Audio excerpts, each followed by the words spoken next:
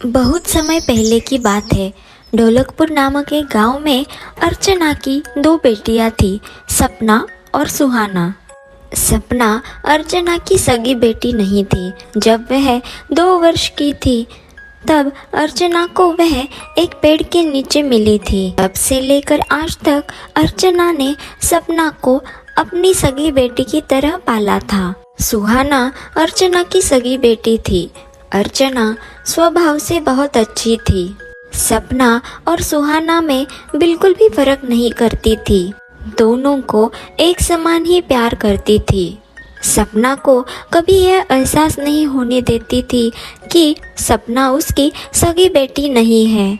लेकिन वही दूसरी तरफ सुहाना सपना को बिल्कुल भी पसंद नहीं करती थी।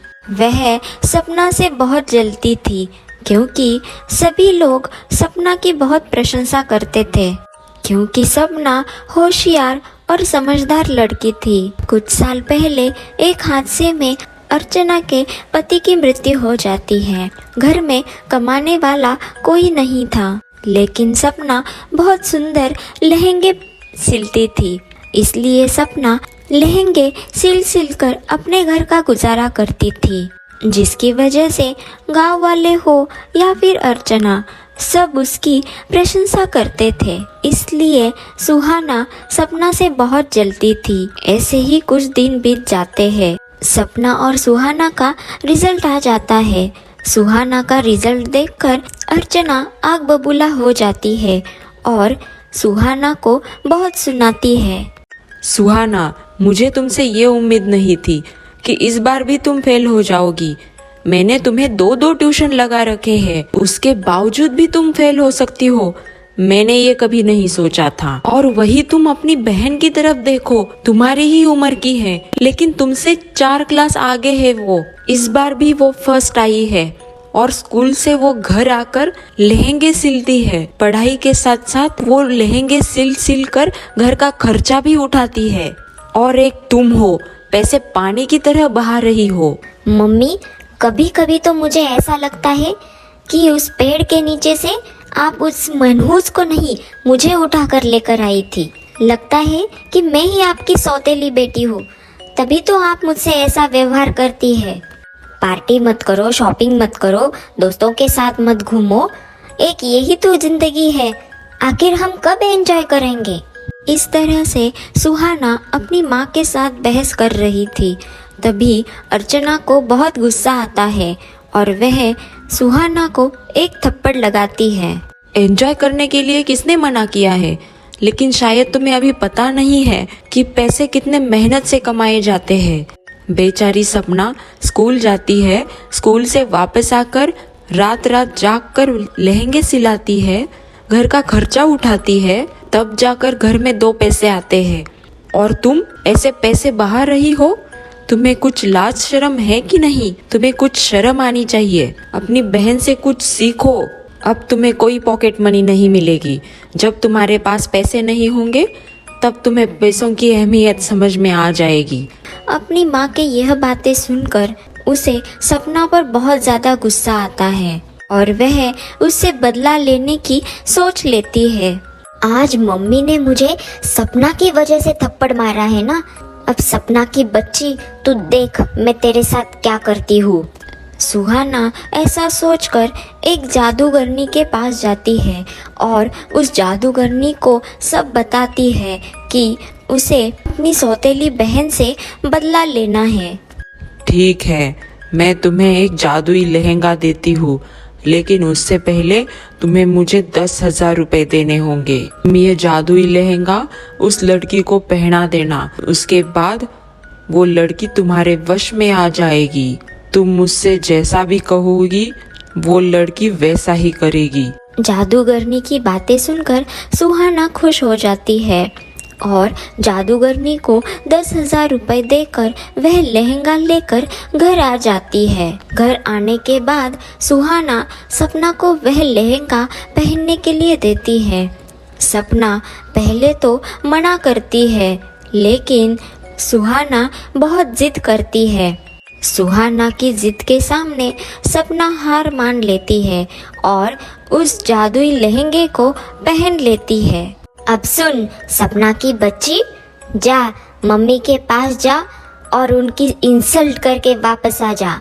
सपना ने जादुई लहंगा पहन रखा था, इसलिए वह सुहाना की सभी बातें मान लेती है और सपना अर्चना के पास जाती है और उसका हाथ मरोड़कर उससे कहती है, क्यों रे बुढ़िया, तू प्यार प्यार में मुझसे सारा काम करवा लेती है। अब मैं कोई काम नहीं करूँगी, ना ही मैं अब घर का काम करूँगी और ना ही सिलाई करूँगी। सब काम तू ही करेगी अब से। चल अब जा यहाँ से, घर के सारे काम खत्म कर दे। समझ में आ रहा है या फिर जोर का थप्पड़ लगाओ? सपना बेटा, तुम्हें अचानक क्या हुआ? तुम मेरे साथ ऐसा व्यवहार क्यों कर रही हो? मेरा हाथ छोड़ो सपना बेटा, मुझे बहुत दर्द हो रहा है। बचपन से लेकर आज तक मैंने तुम्हें कभी कुछ नहीं कहा। मैं तो तुम्हें अपनी सगी बेटी समझती हूँ, फिर भी तुम मेरे साथ ऐसा व्यवहार क्यों कर रही हो? चुप हो जा बुढ़िया, अपनी बकबक बंद कर और जा खाना बना और उसके बाद घर की पूरी सफाई कर देना। अर्चना सपना के इस व्यवहार से बहुत परेशान हो जाती है कि अचानक सपना को क्या हो गया है। फिर अर्चना खाना बनाकर सपना को देने आती है।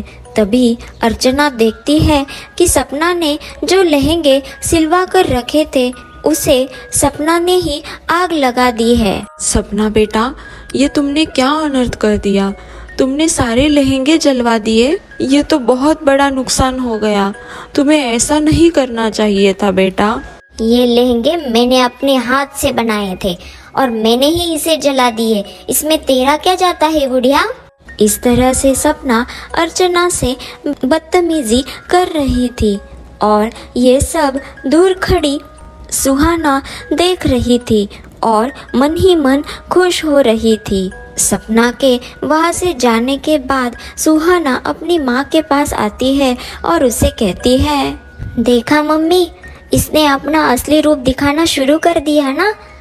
सौतेली है ना, सौतेली तो सौतेली ही होती है। तुम इन्हें कितना भी प्यार कर लो, लेकिन एक ना एक दिन वह जहरीले सांप की तरह डस ही लेती है। अभी भी समय है मम्मी, जल्दी से इसे धक्के मारकर घर से बाहर निकाल दो, वरना वह दिन दूर नहीं जब ये सपना ही हम दोनों को घर से बाहर निकाल दे। अर्चना को सुहाना की बात समझ में आती है और वह सपना से कहती है, सपना, तुमने मेरे साथ जो किया वो बिल्कुल गलत था। मुझे नहीं पता था कि मैं मेरे घर में एक जहरीले सांप को पाल रही हूँ। निकल जाओ मेरे घर से। मैं तुम्हें अब एक पल भी मेरे घर में बर्दाश्त नहीं कर सकती। अर्चना की बातें सुनकर सपना चौंक जाती है, क्योंकि सपना ने जो जादुई लहंगा पहन रखा था उसका जादू खत्म हो चुका था। तभी सपना अपनी माँ से कहती है, माँ, आप ऐसा क्यों कह रही हो? मुझे घर से बाहर क्यों निकाल रही हो? मैंने क्या कोई गलती की है? मैं ये घर छोड़कर कहाँ जाऊंगी? मेरा आपके सिवा कोई नहीं है। अब मम्मी तेरे बातों में नहीं आने वाली। ये मगरमच्छ के आंसू है ना, किसी और को जाकर दिखाना। मम्मी ने तेरा असली चेहरा देख लिया है, इसलिए चुपचाप यहाँ से चलती बन। सपना अर्चना के सामने बहुत गिड़गिड़ाती है, लेकिन अर्चना सपना की एक नहीं सुनती और उसे घर से धक्के मारकर बाहर निकाल देती है। बेचारी सपना, उसकी कोई गलती भी नहीं थी, तब भी उसे घर से बाहर निकाला जाता है। वहीं दूसरी तरफ सुहाना यह सब देखकर मन ही मन खुश हो रही थी। सपना एक जगह बैठकर बहुत रोती है। मुझे समझ में नहीं आ रहा, मैंने ऐसी क्या गलती कर दी है जिसकी वजह से मुझे माँ ने घर से बाहर निकाल दिया है। ऐसा कहकर सपना बहुत रो रही थी। तभी वहाँ पर एक परी आती है और सपना से कहती है, सपना, तुम्हारे साथ जो कुछ भी हुआ वो मैं सब जानती हूँ। मैं तुम्हें एक जादुई लहंगा देती हूँ जिसे पहनकर तुम्हें सारी सच्चाई पता चल जाएगी। परी की बातें सुनकर सपना खुश हो जाती है और जैसे ही सपना दूसरा जादुई लहंगा पहनती है तो सुहाना की सारी सच्चाई उसके सामने आ जाती है और वह तुरंत घर जाती है और सुहाना से कहती है, सुहाना, मुझे सब पता चल गया है कि तुमने मेरे साथ क्या किया था। अभी भी समय है कि तुम सारी सच्चाई माँ को बता दो। सपना के इतना कहने के बाद भी सुहाना अपनी माँ को सच्चाई बताने के लिए तैयार नहीं होती। तभी सपना अपना जादुई लहंगा अर्चना को देती है। उस जादुई लहंगे की मदद से अर्चना को सारी सच्चाई पता चलती है। तभी अर्चना सुहाना को एक जोर का थप्पड़ लगाती है और उससे कहती है, सुहाना, मुझे यह नहीं पता था कि तुम सपना से इतना जलती हो कि उसको घर से बाहर निकालने के लिए तुम जादूगरनी के पास जाकर जादुई लहंगा लाकर उसे अपने वश में करवा दोगी। और सपना से ऐसा बुरा व्यवहार कर कर तुम ये चाहती हो कि मैं सपना से नफरत करूं? आज मुझे तुम्हें अपनी सगी बेटी कहते हुए भी शर्म आ रही है। निकल जाओ मेरे घर से। अगर आज परी जी सपना को वह दूसरा जादुई लहंगा नहीं देती तो तुम्हारी तो सच्चाई कभी सामने नहीं आती। सुहाना अपनी माँ से माफ़ी मांगती है लेकिन अर्चना सुहाना की एक नहीं सुनती। तभी सपना अपनी माँ से कहती है, माँ, आप सुहाना को माफ़ कर दीजिए। गलती तो इंसान से ही होती है।